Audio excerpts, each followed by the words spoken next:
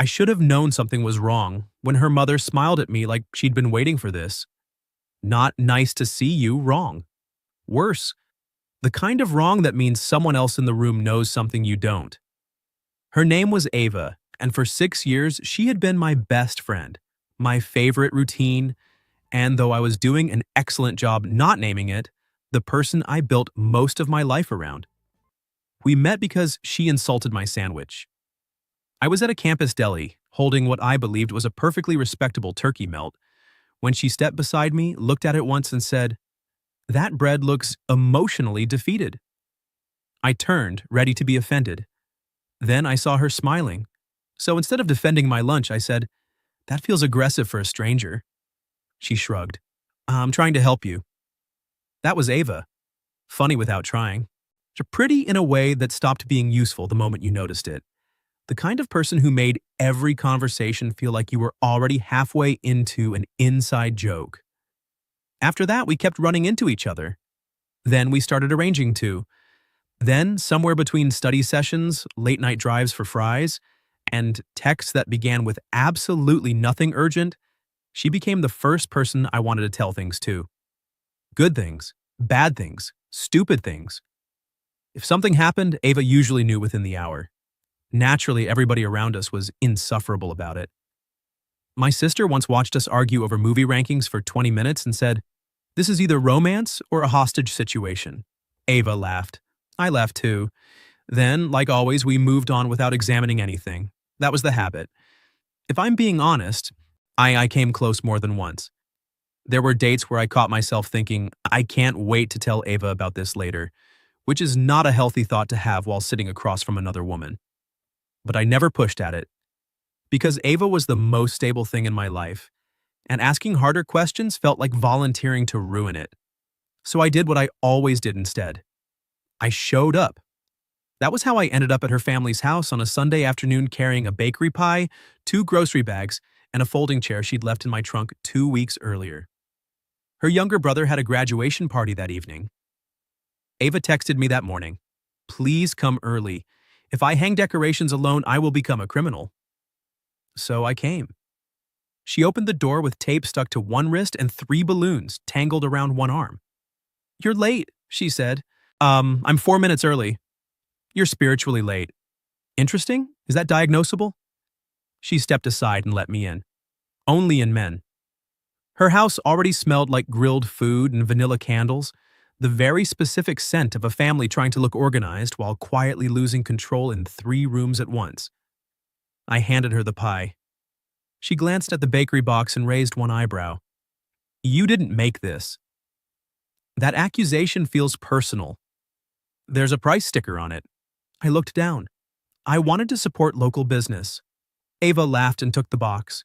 She was wearing jeans and a soft blue sweater, hair twisted up badly with loose pieces already falling around her face. She looked busy, warm, and distractingly like she belonged in the middle of a house full of people who loved her. That thought was becoming a problem. For the next 40 minutes, we set up chairs, untangled lights, and argued over where the dessert table should go. "It should be near the fence," Ava said. "That's where the dog will be." "He's family. He's opportunistic." She gave me a look. "That's a strong word for a beagle. He knows what he is." She was halfway through laughing when her mother opened the back door and called, "Ava, I need help with the—" "Oh, good, he's here." I turned around. Mrs. Bennett was carrying a tray of lemon bars and looking directly at me with the expression of a woman who had privately solved a puzzle months ago. I had known her almost as long as I'd known Ava. She liked me, which I appreciated and distrusted equally. "Hi, Mrs. Bennett," I said. She smiled. "Eli, perfect timing." Ava groaned. That's what you say every time someone can carry something heavy." "And yet," her mother said, handing me the tray, "you still invite him." Ava rolled her eyes. "Yaka, he has arms." "I'm aware," her mother said. "I'm also aware of other things."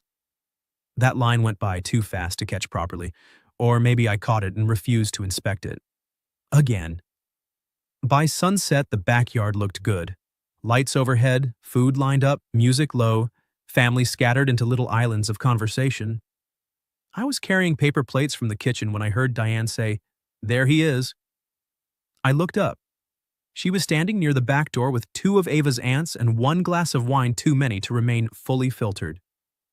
Ava was beside her, refilling a pitcher, already looking nervous for reasons I didn't yet understand. Then her mother smiled at me, too brightly, too knowingly, and said, "So, this is the one you never stop talking about." Everything stopped. Not the party, not the music, just me. I looked at Diane, then at Ava. Her face went bright red. Not pink, not embarrassed in the casual way, bright red. "Ava," her mother said, clearly enjoying herself, "I'm just saying, I know more about this man's coffee order than I know about my own husband's." "Mom." "And the jacket thing. Don't forget the jacket thing." "Mom." Her mother turned back to me. "You're apparently impossible, underdressed in winter, and terrible at replying with full sentences.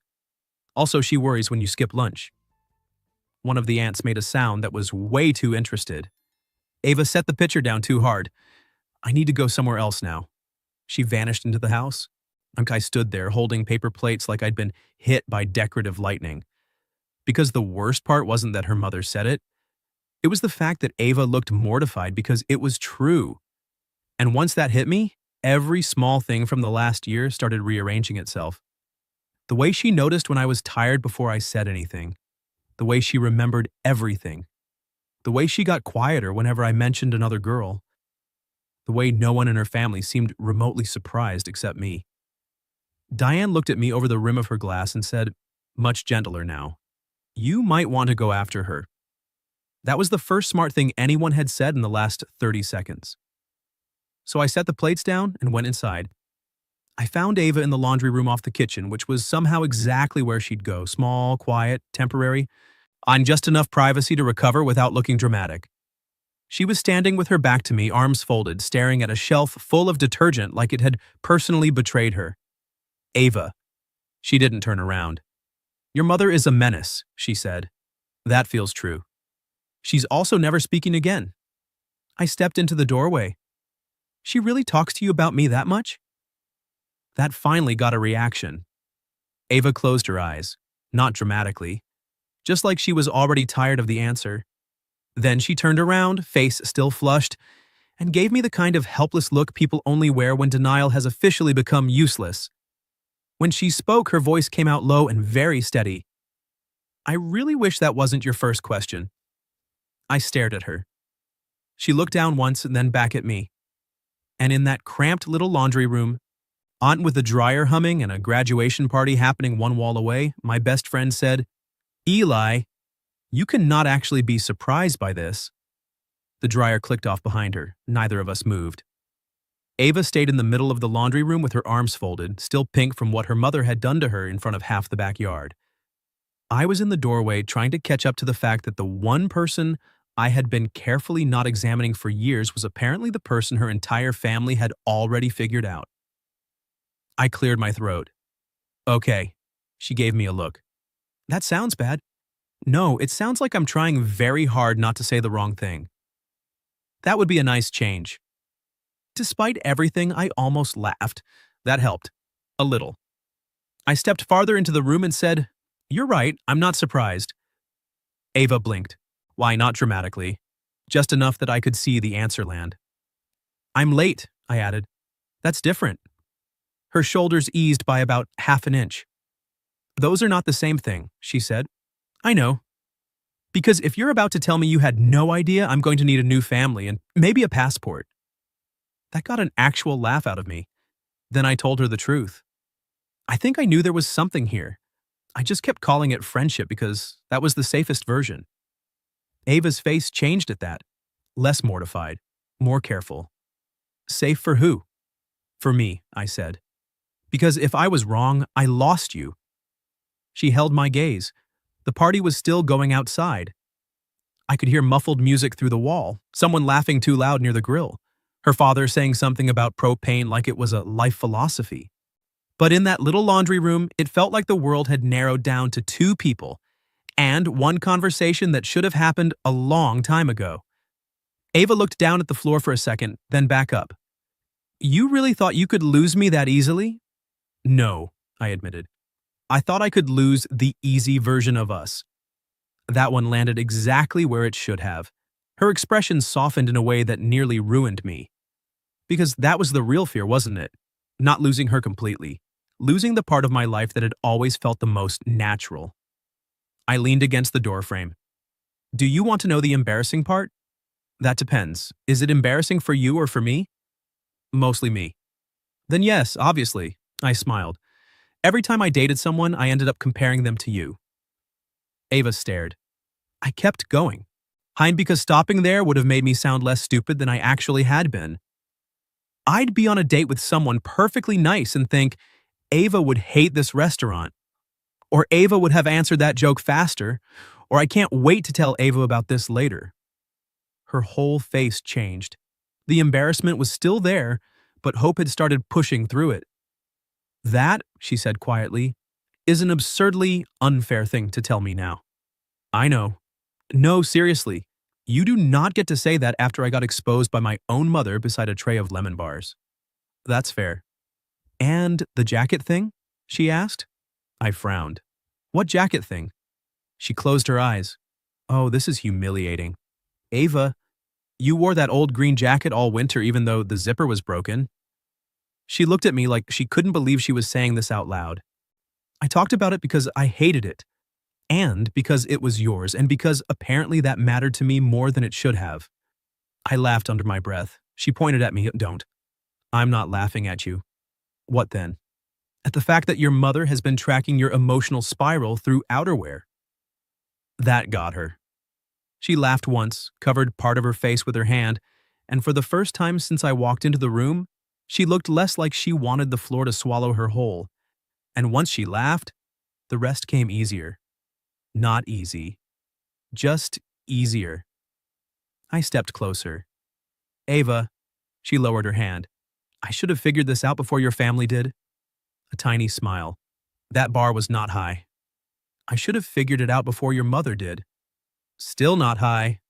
Before your beagle did. That made her laugh again. Any warmer this time.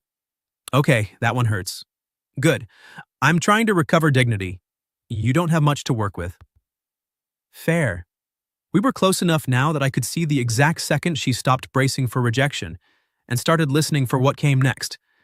So I gave her the clean version. Not perfect, just honest. You're the first person I want to tell things to, I said.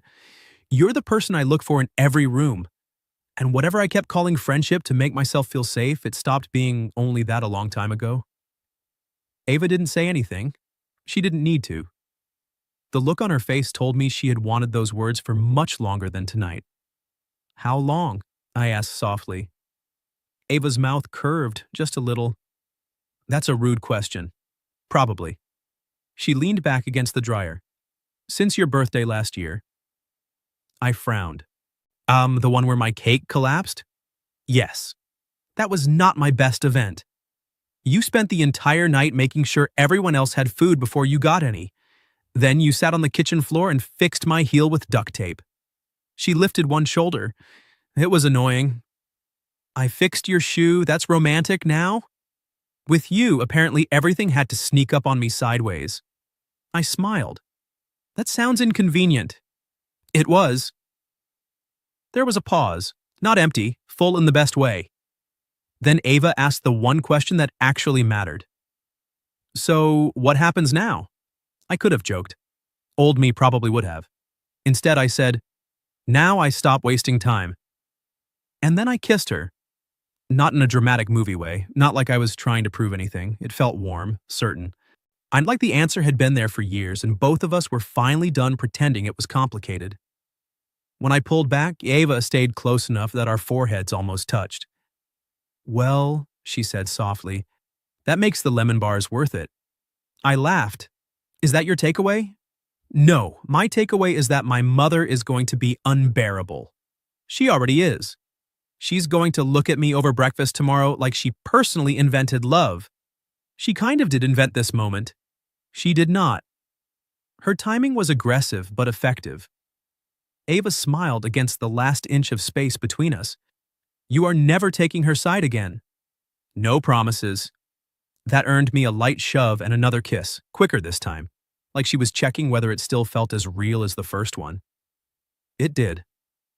A minute later, we finally stepped back, and Ava looked toward the door like she was remembering there were 30 people outside, and all of them were related to her. I can't go out there like this. Like what? She gestured at her face. Like I've just had my whole emotional life reorganized beside a washing machine. That feels specific. It feels accurate. I glanced toward the kitchen. We could stay in here until college. Tempting. But my mother would absolutely come get us. That was true. So we took a breath, straightened ourselves out as much as people can after changing the direction of their lives in a laundry room, and walked back toward the party together. The second we stepped outside, Diane looked up from the dessert table. Then she saw our faces. Then she did the most dangerous thing a mother can do. She smiled very slowly and said absolutely nothing. The Ava muttered, "I'm moving." I said, "That seems expensive." She looked at me. "You're not helping." "Not true. I'm standing very supportively beside you." Her brother walked by, glanced between us once, and said, "Finally," like this had been delayed due to poor project management. One of the aunts laughed. Her father looked confused for exactly 3 seconds before shrugging and going back to the grill. And weirdly, that made it better. No huge scene, no interrogation. Just the quiet, humiliating realization that apparently everyone had been waiting for us to catch up to our own lives. A month later, Sunday at the Bennett's house felt exactly the same and completely different. Same backyard, same grill, same beagle trying to commit food theft. The only real change was that now Ava sat close enough for her knee to press against mine. And when her mother said, "So, how's my favorite son-in-law candidate?" nobody acted surprised except me. Ava kicked me under the table before I could laugh. That was the thing. Nothing about being with her felt unnatural once it happened.